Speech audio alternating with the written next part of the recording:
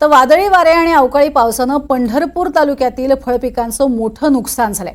पावसामुळे केळीच्या बागा जमीनदोस्त झाल्यात। पंढरपूरमध्ये केळीचे एकेरी 4 लाख रुपये नुकसान झाल्याचा अंदाज सुद्धा वर्तवण्यात आलाय। शेतकऱ्यांना लवकरात लवकर मदत मिळावी अशी मागणी इथे होते आहे। केळीच्या बागा या अक्षरशः जमीनदोस्त झाल्यात। शेतकऱ्यांना नुकसान भरपाई मिळावी अशी अपेक्षा व्यक्त होतीये।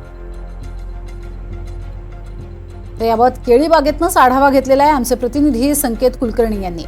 अवकाळी पाऊस आणि वादळी वाऱ्याने शेतकऱ्यासमोर आता आसमानी आणि सुलतानी संकट उभा राहिले। आपण आहोत पंढरपूर तालुक्यामध्ये। आपण पाहू शकतो की यामध्ये केळीच्या बागांचं खरं तर अतोनात नुकसान झालेलं आहे। संपूर्ण केळीच्या बागा या जमीनदोस्त झालेल्या पाहायला मिळत आहेत। काल रात्री झालेल्या वादळी वाऱ्याच्या फटक्यानं खरं तर या केळीच्या बागा पूर्णपणे झोपलेल्या आहेत। त्यामुळे शेतकऱ्याचं एकरी 4 ते 5 लाख रुपयांचं नुकसान झालंय।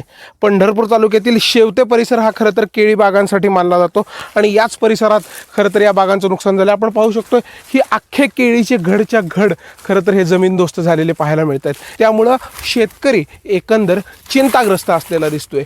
पंढरपूर तालुक्यातील सुमारे 100 एकराहून अधिकच्या बागांमध्ये या केळी पिकांचं मोठ्या प्रमाणावर नुकसान झाले। त्यामुळे शेतकऱ्याचे लक्ष आता शासकीय पंचनामे आणि शासनाच्या मदतीकडे लागलेले दिसून येत आहेत।